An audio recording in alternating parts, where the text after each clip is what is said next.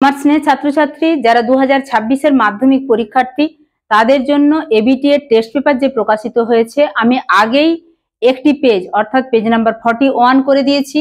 আজকে page number 82 আলোচনা করব। তার আগে বলবো, যেহেতু প্রত্যেকটি পেজ করে দেয়া থাকবে, অবশ্যই তোমরা আমার চ্যানেলে গিয়ে প্রত্যেকটা পেজে অ্যান্সারগুলো মিলিয়ে দেখে নেবে। তবে তোমরা নিজেরা কিন্তু করার চেষ্টা করবে, তারপর অ্যান্সার মিলিয়ে দেখবে। নিজেরা করার চেষ্টা করলে সেই পোর্শনটা বা সেই চ্যাপ্টারটা কিন্তু খুব ভালোভাবে নিজেরা বুঝতে পারবে। শুরু করছি মূল আলোচনা। মূল আলোচনায় যাওয়ার আগে বলবো, যদি চ্যানেলে নতুন হয়ে থাকো অবশ্যই চ্যানেলটা সাবস্ক্রাইব করে রেখো। আর যেহেতু এই রকম তোমাদের প্রত্যেকটা টেস্ট পেপারের পেজ সলভ করে দেয়া থাকছে, অবশ্যই বন্ধুদের মাঝেও শেয়ার করে দিও, তাদেরকেও জানাও যে এই চ্যানেল থেকে টেস্ট পেপারের সমস্ত পেজ সলভ করা হচ্ছে। অবশ্যই জিওগ্রাফির যে পেজগুলি সেগুলি আমি সলভ করে দেবো। প্রথম যে কোশ্চেন, বিভিন্ন সঞ্চয়জাত ভূমিরূপ গঠিত হয় যে প্রক্রিয়ায়। সঞ্চয়জাত মানে উঁচু হবে, অর্থাৎ আরোহণ প্রক্রিয়া। জলপ্রপাতের পাদদেশে জলাঘাতে গঠিত গর্ত কি নামে পরিচিত? এখানে 4টি অপশন আছে, সঠিক উত্তর প্রপাতকূপ। হিমালয় পর্বতের নীলকণ্ঠ শৃঙ্গ একটি।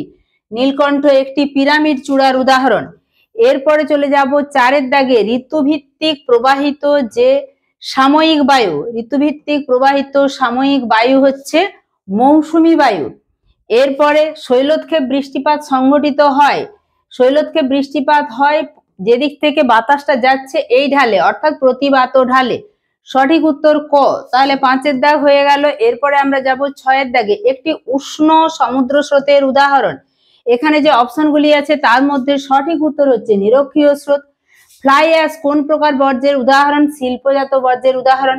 কারেওয়া মৃত্তিকা কোথায় দেখা যায়? কারেওয়া মৃত্তিকা দেখা যায় কাশ্মীর উপত্যকায়। ভারতের বৃহত্তম সেচ খাল, এটি গয়ের দাগের সঠিক উত্তর ইন্দিরা গান্ধী ক্যানেল। এরপরে চলে যাব 10-এর দাগে, কর্ণাটকে আম্রবৃষ্টিকে কি বলা হয়? কর্ণাটকে আম্রবৃষ্টিকে বলা হয় চেরি ব্লসম। ভারতের চা গবেষণাগার, আসামের জোরহাট বা জোড়হাট এই নামেও তোমরা দেখতে পাবে, জোড়হাট। তারপরের প্রশ্ন, যে শিল্পের জন্য সল্ট লেকের সেক্টর 5 বিখ্যাত, সেটি হলো ঘয়ের দাগের সঠিক উত্তর তথ্য প্রযুক্তি শিল্প। এর পরের প্রশ্ন, ভারতের সর্বাধিক স্বাক্ষর রাজ্য। এটি কিন্তু খুব গুরুত্বপূর্ণ প্রশ্ন, প্রায় পেজে, প্রথম পেজেও দেখেছি, এই পেজেও দেখা যাচ্ছে। আচ্ছা, আগেরটা সঠিক উত্তরে দাগ দিয়ে দিই, তথ্য প্রযুক্তি শিল্প। ভারতের সর্বাধিক স্বাক্ষর রাজ্য, এটি হচ্ছে কেরালা।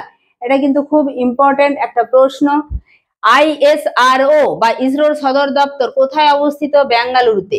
এরপরে চলে যাব বিভাগ খতে, নিম্নলিখিত বাক্যগুলি শুদ্ধ হলে পাশে সু এবং অশুদ্ধ হলে পাশে অ লেখো। যে বাক্যগুলি আছে, দুটি নদীর মধ্যবর্তী অঞ্চলকে কি বলে? না দোয়াব। অবশ্যই শুদ্ধ। ট্রপোস্ফিয়ারের উচ্চতা বৃদ্ধিতে উষ্ণতা বৃদ্ধি পায়, এটি উষ্ণতা বৃদ্ধি পায় না, বরং হ্রাস পায়, তাই এটি হবে অশুদ্ধ। হ্রাস পায় কি হারে? প্রতি 1 কিলোমিটার উচ্চতা বৃদ্ধিতে 6.4 ডিগ্রি সেন্টিগ্রেড এই হারে উষ্ণতা হ্রাস পায়। আপেক্ষিক আর্দ্রতা শতকরা হারে প্রকাশ করা হয়, শুদ্ধ। তাহলে প্রথমেটি শুদ্ধ, তারপরটি অশুদ্ধ, তারপরটি শুদ্ধ। মুখ্য জোয়ারের বিপরীতে গৌণ জোয়ার হয়, এটি শুদ্ধ। ভারতের রাজ্য পুনর্গঠনের অন্যতম ভিত্তি হলো ভাষা, এটি শুদ্ধ। মরু উদ্ভিদ সরলবর্গীয় প্রকৃতির না, অশুদ্ধ। মরু উদ্ভিদে ক্যাকটাস জাতীয়, মরু অঞ্চলে ক্যাকটাস জাতীয় উদ্ভিদ জন্মায়। হীরক চতুর্ভুজ রেল যোগাযোগ ব্যবস্থার সাথে যুক্ত, হ্যাঁ শুদ্ধ। তাহলে বুঝতে পারলে শুদ্ধ, অশুদ্ধ, শুদ্ধ, শুদ্ধ, শুদ্ধ, অশুদ্ধ, শুদ্ধ। এরপরে উপযুক্ত শব্দ বসিয়ে শূন্যস্থান পূরণ করো। এখানেও যে কোনো 6টি প্রশ্নের উত্তর দাও। অর্ধচন্দ্রাকার বালিয়াড়িকে কি বলে? অর্ধচন্দ্রাকার বালিয়াড়িকে বলে ধ্রিয়ান। ড্যাশ বায়ু স্তরকে পৃথিবীর ছাতা বলা হয়, এটা হচ্ছে ওজোন স্তরকে পৃথিবীর ছাতা বলা হয়। যেহেতু ওজোন স্তর অতিবেগুনি রশ্মি বা আল্ট্রাভায়োলেট রেজকে শোষণ করে জীব জগৎকে বাঁচায়, তাই ওজোন স্তরকে পৃথিবীর ছাতা বলা হয়। বৃষ্টি মাপক যন্ত্রের নাম হচ্ছে রেন গজ। নর্মদা নদী পশ্চিম বাহিনী নদীর উদাহরণ। তোমাদের কিন্তু প্রত্যেকটি পেজ এভাবেই সলভ করে দেয়া থাকবে, তাই অবশ্যই তোমরা এই চ্যানেলে, যদি তোমার কাছে নোটিফিকেশন না যায়, তোমরা চ্যানেল ভিজিট করে হলেও প্রত্যেকটা ক্লাস দেখবে। নীলগিরি পর্বতের সর্বোচ্চ শৃঙ্গের নাম হচ্ছে দোদা বেতা। দোদা বেতা। ঝুম চাষ হলো এক প্রকার স্থানান্তর কৃষি। স্থানান্তর। RF এর পুরো নাম representative fraction. REPRESENTATIV representative fraction, খুব গুরুত্বপূর্ণ প্রশ্ন, প্রায় আসে। FRACTION একটি বা দুটি শব্দে উত্তর দাও, যে কোনো 6টি প্রশ্নের উত্তর দাও। মহাদেশীয় হিমবাহ অঞ্চলে বরফমুক্ত পর্বত শিখর কি নামে পরিচিত? নুনাটাক্স।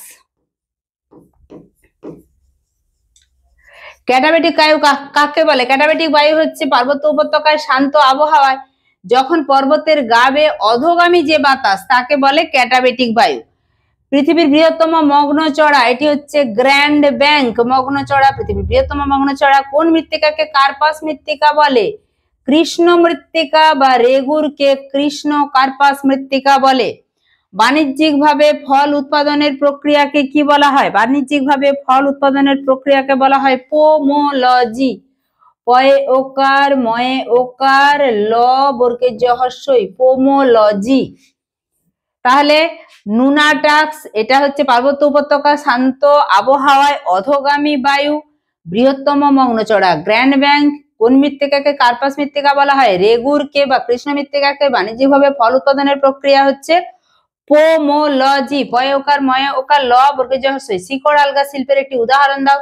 কার্পাস বস্ত্রবয়ন শিল্প। মোট জনসংখ্যার বিচারে ভারতের কোন রাজ্য প্রথম? উত্তরপ্রদেশ প্রথম। উপগ্রহ চিত্র কোন রূপে প্রকাশ করা হয়? উপগ্রহ চিত্র ডিজিটাল রূপে প্রকাশ করা হয়। এরপরে বাম দিকের সাথে ডান দিক মিলাবে, যেভাবে আছে তোমরা সেভাবে লিখবে, আমি অ্যারো দিয়ে দেখিয়ে দিচ্ছি, তোমরা কিন্তু লিখে প্রকাশ করবে। এলনিনো, এলনিনোকে বলা হয় খ্রিস্টপুত্র। মেঘালয়, মেঘালয়ে আছে শিলং। এইখানে গারো, খাসি, জয়ন্তিয়া পাহাড়ের এই দিকটায় মেঘালয় মালভূমি, যেখানে চেরাপুঞ্জিতে প্রচুর বৃষ্টিপাত হয়। শিলং ঠিক উল্টো দিকে, বৃষ্টির ছায়া অঞ্চলে অবস্থিত শিলং।